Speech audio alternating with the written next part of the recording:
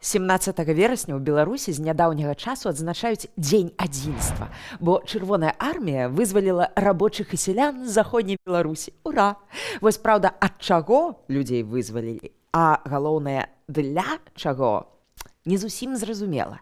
Але мы паспрабуем разабрацца. З вамі Кацярына Ваданосава ў серыі перадач «Трызуб і пагоня». Сёння мы пагаворым пра кароткі час паміж 39 і 41 гадамі ў заходняй Беларусі. Яго тут называлі першыя саветы, бо другія прыйдуць у 44. І вось што гэта было, як гэта было і як яно ўсё падавалася ў прапагандзе. Сябры, калі тое, што мы робім, цікава для вас, пазнавальна, каштоўна, то я нагадываю, каб вы не забываліся пра падабайку і падпіску на наш канал. І таксама пішыце ў каментарах, што вы думаеце ўвогуле пра ўсё гэта, калі, канешне, для вас гэта бяспечна. Дзякуй!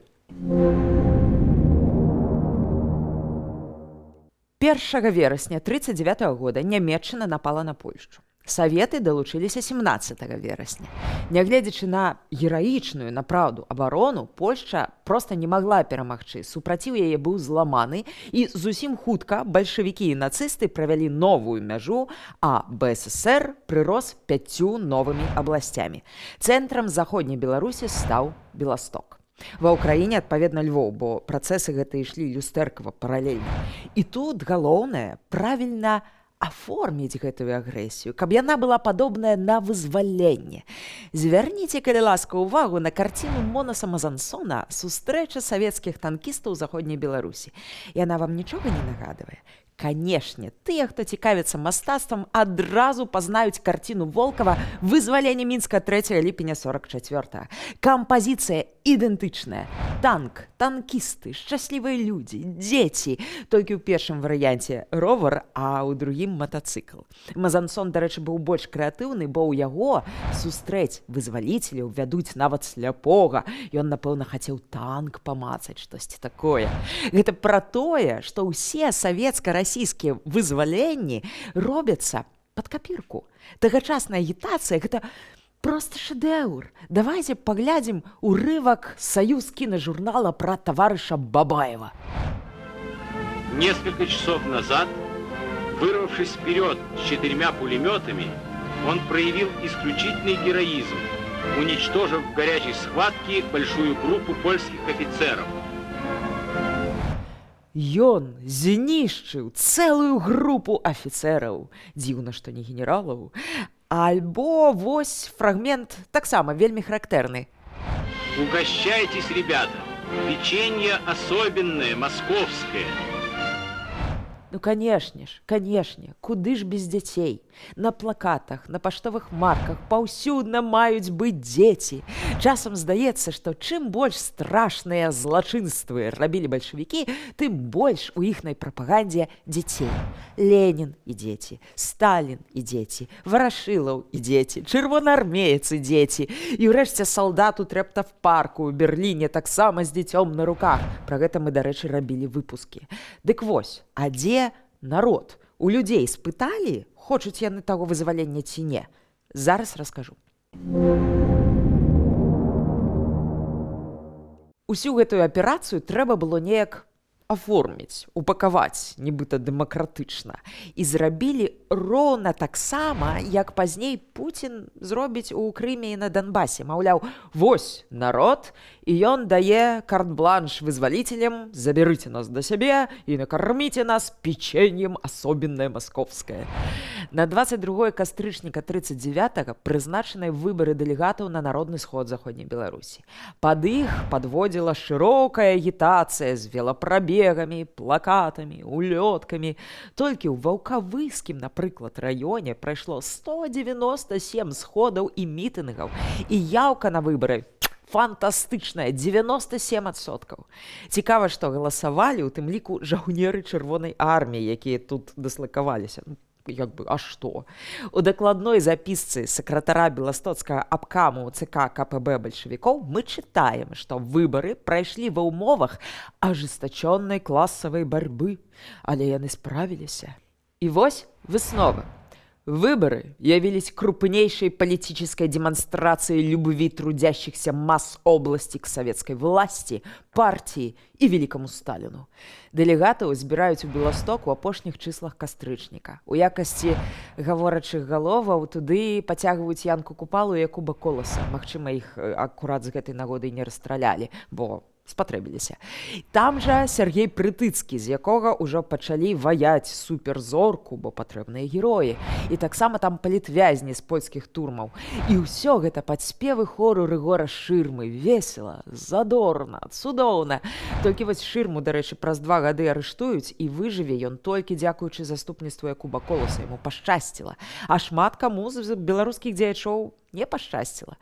Паўсюдна ідуць арышты не толькі польскіх афіцэраў, чыноўнікаў, інтэлігенцыі, але і беларусаў. Луцкевіч, Краўцоў, Уласаў, Самойла, Богданович, Янка Пазняк, дзед Зянона Пазняка, Рамана Скірмунта, двараніны, прэм'ера БНР нават да турмы не давезлі, забілі. Прычым план, каго браць, быў зацверджаны НКВД яшчэ 15 верасня, загадзя. Гэтыя працэсы, легалізацыя савецкай агрэсіі праз народны сход і рэпрэсіі, яны ідуць паралельна. Але давайте закруглім пра сход. Дэлегаты галасуюць за далучэнне Заходняй Беларусі да БССР. Панамарэнка, шэф рэспублікі, пра яго, дарэчы, мы рабілі асобны выпуск, самы, напэўна, шчаслівы чалавек на свеце, бо гэта пік тэрытарыяльнай магутнасці яго вотчыны. Нават нягледзячы на тое, што Вільню Сталін перадаў Літве, хоць Панамарэнка меў на горад свае планы. І, дарэчы, менавіта так упершыню паўстала мяжа паміж Гарадзеншчынай і Віленшчынай, якой у гісторыі раней не існавала. І за пераход гэтай мяжы, бо ў людзей там жа сваякі засталіся, саветы пачалі саджаць. Хаця саджаць пачалі, канешне, шмат за што. Рэпрэсіі ў Заходняй Беларусі ў той час тэма на асобны выпуск. Гэта ажно 4 дэпартацыі непажаданага элементу. Кулакоў, асаднікаў, леснікоў, чыноўнікаў і гэтак далей, разам з жонкамі, з дзецьмі ў Сібір і Казахстан. У польскай гістарыяграфіі ёсць тэрмін сыбірацы для агромністай колькасці суайчыннікаў, якіх затарабанілі ў вагоны для быдла і павезлі, як казалі, да белых мядзведзяў. Вярталіся адтуль нават у 50-е, далёка не ўсе. З восені 39-го на ўвесь край апускаецца атмасфера страху. Людзі пачынаюць знікаць. Узгадывае Лёля Міхалюк з Браслаўшчыны, ёй было 10 гадоў. Як у польскай, так і ў савецкай школах нас навучаў адзін і той жа настаўнік. Звалі яго Кавалёнак, імя не памятаю. Пры паляках ён вучыў нас па-польску, а калі прыйшлі саветы, загаварыў на чыстай беларускай мове. Арыштавалі яго падчас заняткаў. Калі 2 чэкісты прывялі яго ў класу, Кавалёнак сказаў: «Дзеткі, я хворы і мушу ехаць у санаторый падлячыцца. Бывайце». Старэйшыя хлопцы, што сядзелі ззаду, пачалі галасіць: «Мы ведаем праўду, вы не едзеце ў санаторый, вы арыштаваны». Больш мы Кавалёнка ніколі не бачылі. Канешне, гэта гісторыя пра Катынь, Галгофу польскіх афіцэраў. У нас быў асобны выпуск пра яе, калі не глядзелі, то паглядзіце. Але не толькі палякі, не толькі афіцэры. Пад удар трапілі ўсе, хто выклікаў падазрэнні, ад расійскіх манархістаў, якія збеглі ад бальшавікоў, да яўрэяў транскістаў, чыя погляды, хаця і левыя, ўжо лічыліся на той момант варожымі. Пытанне было толькі ў часе, калі цябе арыштуюць ці вывезуць, у якой ты будзеш катэгорыі. Таму ў той сітуацыі найбольш выгадна быць батраком, без майна, без адукацыі, можа быць, без ведання граматы, ёй жа навучаць, бо ты класава блізкі элемент. Як кажуць, хто быў нічым, тот стал павсюду.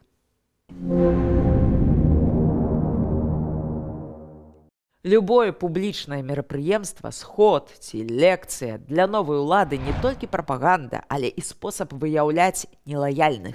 Усе пытанні, вусныя і пісьмовыя, натуюцца. каб браць людзей на аловак. Вось, напрыклад, пра што ў горадні настаўнікі пыталіся ў лектара: «Почему у вас люди плохо одеты?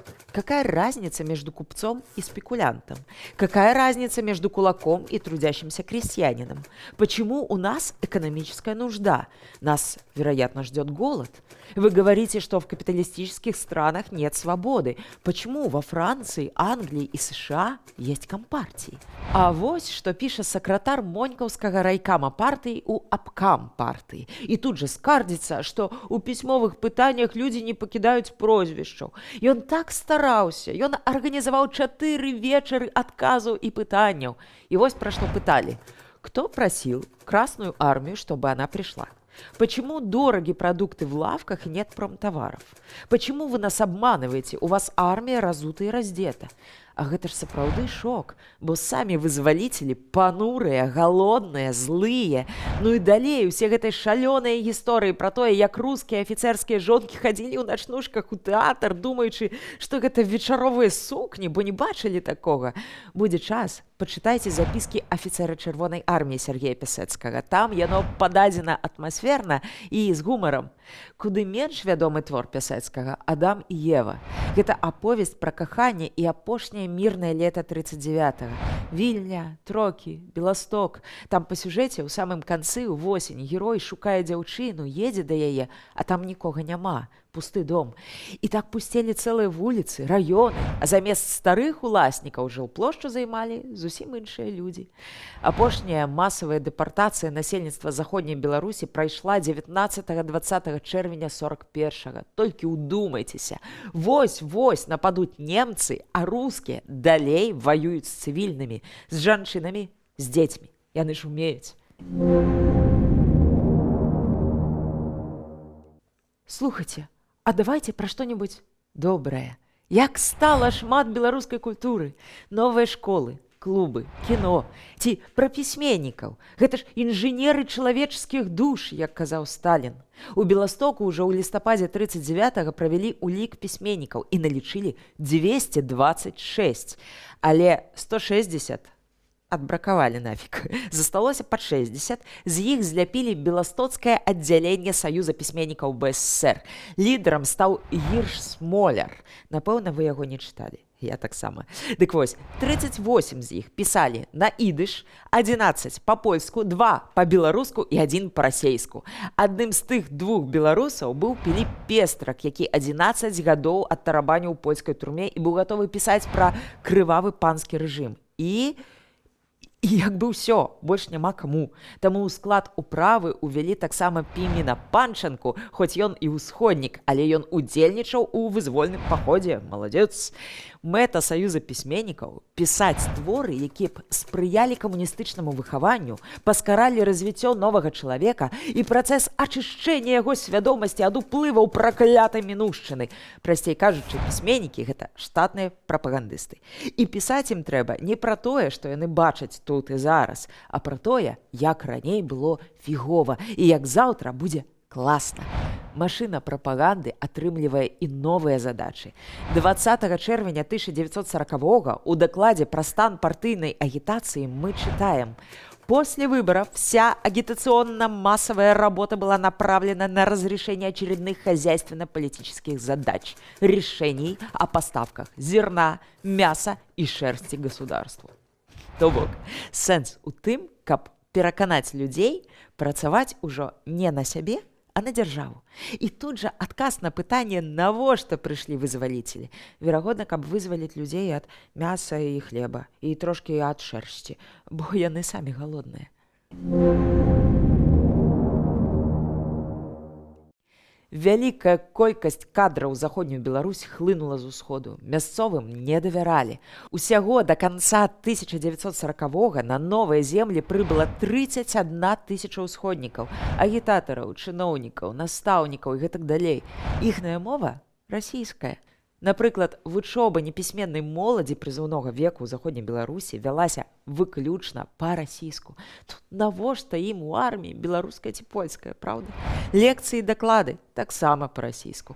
У Баранавіцкай вобласці па стане на люты 41-го году прачытана 237 антырэлігійных лекцыяў, з іх адна на польскай, 3 на идыш, решта по-российску.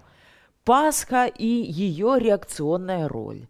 Как возникли постные дни и кому они приносят пользу. Религия – враг здоровья трудящихся. Вот это вот все. Все это клубы, чырвоных куткі, ізбы чытальні. Яны найчасцей былі па-расійску, нават калі мясцовыя людзі гэтай мовы проста не разумелі. І ўрэшце пра беларускасць у двукоссі новай улады сведчаць анкеты партыйных работнікаў. Там ёсць пункт пра прачытаную мастацкую літаратуру. І там скрозь расійскія аўтары. Толькі ў адной анкеце даследчык тэмы знайшоў радок Якуб Колас «Дрігва». Менавіта па-расейску праз «і» «Дрігва». Вельмі красамоўна, праўда? Ну і, канешне, для поўнага едзінення в экстазе не хапае яшчэ і вывазу і знішчэння культурных каштоўнасцяў заходняй Беларусі. Палац у Нясвіжы з раскошнымі зборамі, сядзібы, музеі, прыватныя калекцыі, касцёлы, кляштары. Ёсць чым пажывіцца, праўда? Так, газета «Известия» за 7 верасня 40-го году паведамляе, што цэнтральны антырэлігійны музей у Маскве чакае 2 вагоны старажытных кніг і рукапісаў, што належалі каталіцкай семінарыі ў Пінску. Помещение бывшей духовной семинарии было занято под военный госпиталь. Руководство госпиталя весь фонд литературы свалило в беспорядочном состоянии в одно помещение и неоднократно настаивало освободить помещение.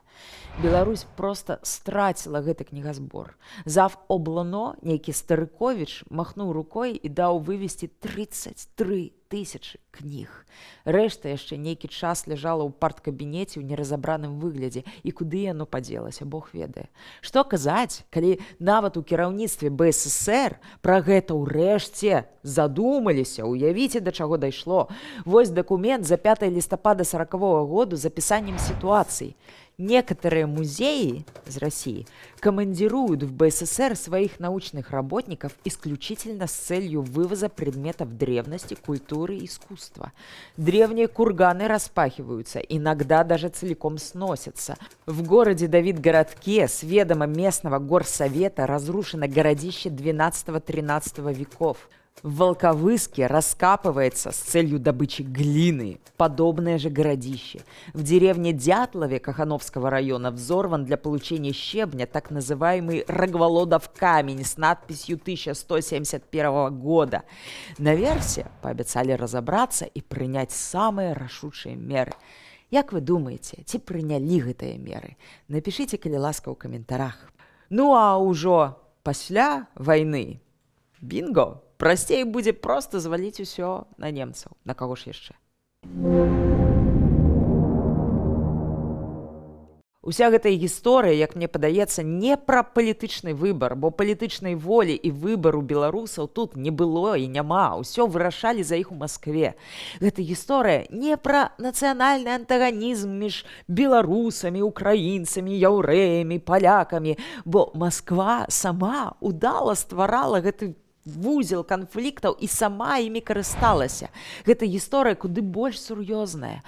Яна пра цывілізацыйную прапіску. Па факце, заходнюю Беларусь у 39-м далучылі не да ўсходняй Беларусі, а да ўсходняй цывілізацыі, да Расіі. Таму і так званы сённяшні дзень адзінства – гэта пра адзінства з Масковіяй. Не кажучы ўжо пра тое, што масавыя рэпрэсіі, грабеж, драконаўскія падаткі, ліквідацыю прыватнай маёмасці, вываз, знішчэнне культурных каштоўнасцей, усё гэта ніяк не стасуецца, яно не клеіцца са словам вызвалення, а? Может быть, я не маю рацыі, можа быць, гэта акурат і ёсць вызваленне.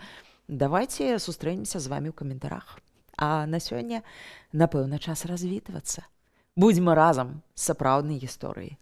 Будзьма разам з Украінай.